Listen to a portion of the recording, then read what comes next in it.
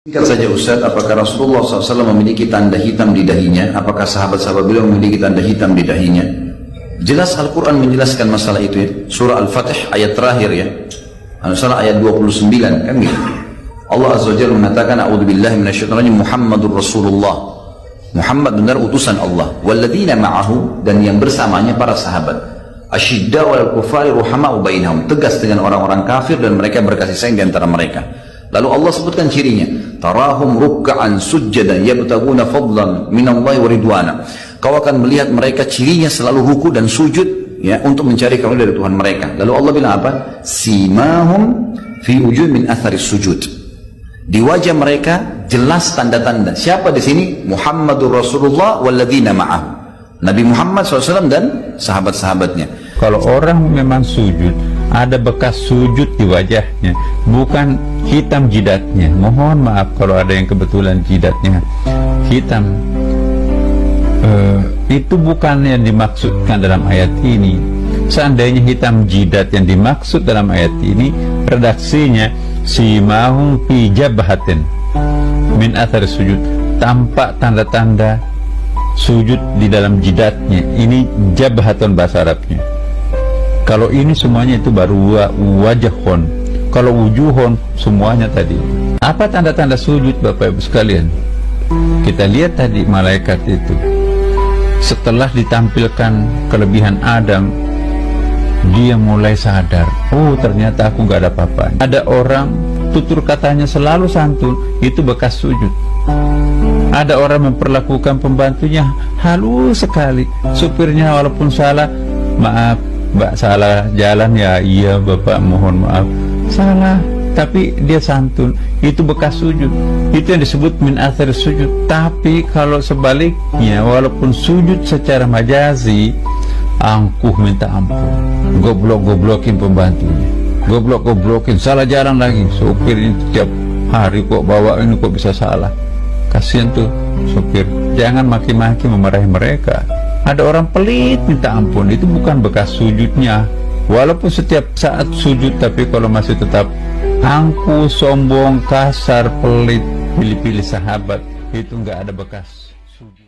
Assalamualaikum warahmatullahi wabarakatuh. Alhamdulillah wa kafa wa usalli wa usallimu ala sayyidina Muhammadin Mustafa wa ala alihi wa ashabihi ahli sadaqi wa lafa. Asyhadu an la ilaha illallah wahdahu la syarika lah wa asyhadu anna Muhammadan abduhu wa rasuluh.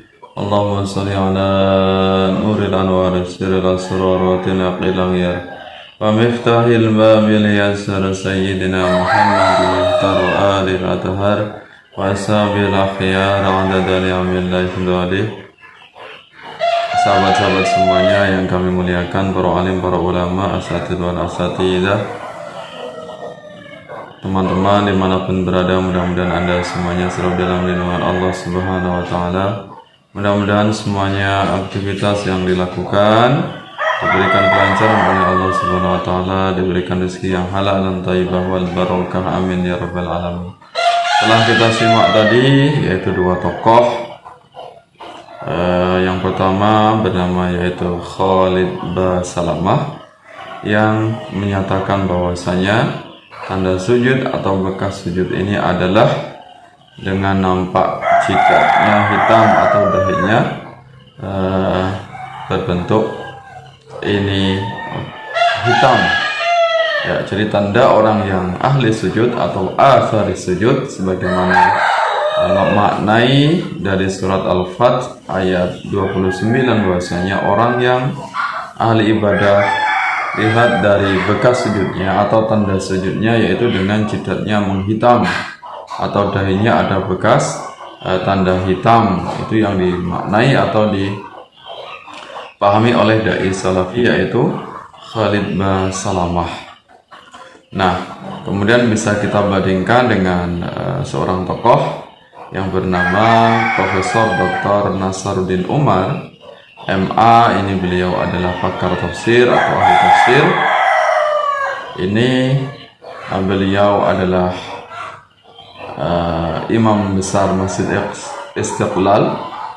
Ini menyatakan bahwasanya dimaknai dengan athari sujud ini bukanlah dengan semata-mata atau dengan jidat yang hitam atau dahinya menghitam, tapi lebih daripada itu yang dimaknai athar sujud sebagaimana surat Al-Fath ayat 29 adalah dilihat dari akhlaknya atau perilakunya orang yang ahli ibadah, rajin ibadah, kemudian membekas di dalam hatinya, kemudian membentuk perilaku yang baik, akhlak yang baik dalam kesehariannya. Itulah yang dimaknai dengan atharis sujud. Jadi dari ibadahnya kemudian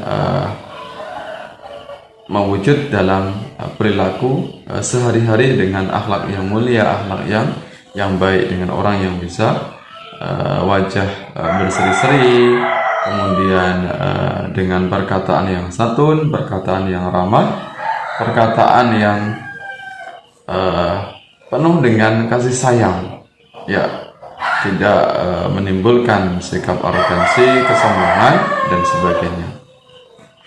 Maka kita bisa membandingkan dari dua tokoh ini, yang satu tokoh Salafi Wahabi, yang satu adalah ahli tafsir, tokoh Sunni atau ahli Sunnah wal Jamaah. Maka yang lebih tepatnya apa yang disampaikan oleh guru kita, yaitu Profesor Dr.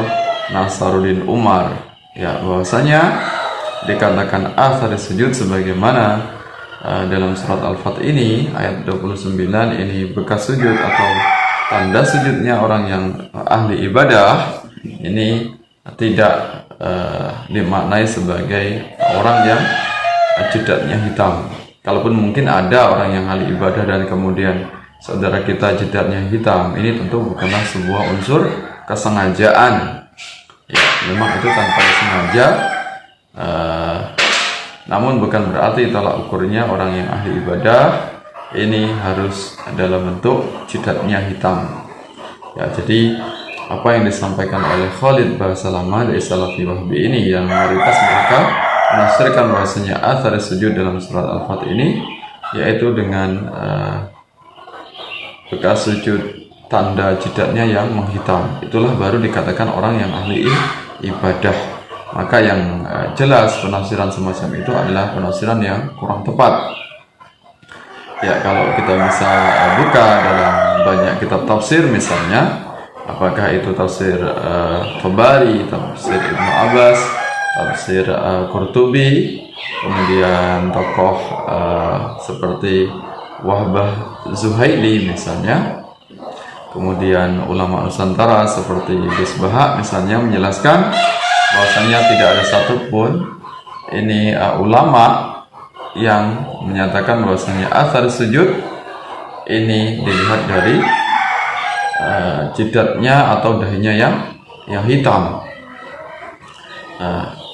Ada beberapa tafsir yang menyatakan bahwasanya wajahnya nanti akan bercahaya, wajahnya akan bersinar saat ketika nanti di hari kiamat, dilihat dari orang yang ahli berwudu kemudian juga ahli sujud, ya. Jadi wajahnya kemudian bisa ditandai dengan wajahnya yang bersinar terang atau bercahaya ketika nanti di akhirat.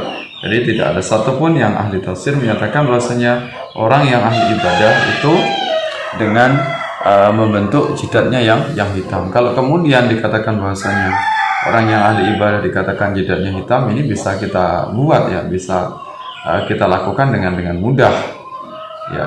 Jadi bisa direkayasa kalau kemudian dikatakan orang yang ahli ibadah itu jidatnya hitam. Bisa kita beri warna yang mungkin menghitam, atau kita gosok-gosokkan dahi kita ke lantai atau ke tempat sujud dengan cara lama, atau kita tekan lama misalnya, atau kita gosok-gosokkan dengan tekanan yang keras misalnya, atau kita memang sengaja, ya, bagaimana caranya di jidat kita biar bisa menjadi hitam.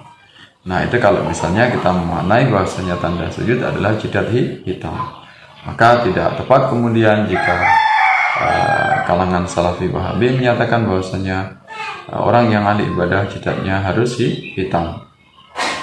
Kalaupun misalnya ada memang di ahli ibadah orang yang alim jidatnya hitam, tentu itu bukan suatu unsur kesengajaan. Ya, ini faktor karena lain, bukan faktor karena unsur kesengajaan jidatnya dihitamkan. Ya. Nah, bahkan Rasulullah SAW ini tentu sangat menyukai orang yang dia itu jidatnya ini bersih. Ya, bisa jadi ketika orang yang memiliki jidat hitam ini karena mungkin salah dalam bersujud, ya, sehingga kemudian ada sensitivitas jidatnya, menyebabkan jidatnya ini sensitif, kemudian ada tekanan sehingga jidatnya menghitam. Maka bisa kita ambil kesimpulan bahwasanya apa yang dipahami oleh dai Salafi Wahabi ini tidak tepat, ya. Kalau dengan menafsirkan ayat Al-Quran surat Al-Fat ayat 29 ini dengan athari sujud dimaknai dengan jidat yang menghitam. Jadi di sini ayatnya tepat, ayatnya benar bahwasanya athari sujud ini ayat yang menjelaskan tentang tanda-tanda sujud atau bekas sujudnya dalam surat Al-Fat. Tapi dalam menafsirkan atau memaknai ini kalangan Salafi Wahabi tidak tepat, maka perlu kita luruskan. Walaupun mungkin ada saudara kita yang memang tanpa disengaja jidatnya hitam, maka hendaknya kita untuk berbaik sangka. Namun kalau kemudian dalam menafsirkan surat Al-Fat ayat 29 ini jidatnya harus hitam, dengan jidat yang hitam identik dengan jidat yang berwarna hitam, maka ini penafsiran yang tentu tidak tepat. Mudah-mudahan bermanfaat untuk kita semuanya. Mudah-mudahan kita semuanya dalam kondisi apapun kita tetap istiqomah untuk beribadah kepada Allah Subhanahu wa taala, bukan semata-mata untuk bertujuan agar jidat kita hitam. Mau hitam ataupun mau tidak jidatnya, mudah-mudahan kita bisa ikhlas, khusyuk, kemudian tunduk, patuh, melaksanakan semua apa yang diperintahkan oleh Allah Subhanahu wa taala. Mudah-mudahan bermanfaat. Mohon maaf atas segala hilaf, segala kekurangan. Sampai bertemu dalam kesempatan yang lain. Allahumma fiq ila wa tariq. Wassalamualaikum warahmatullahi wabarakatuh.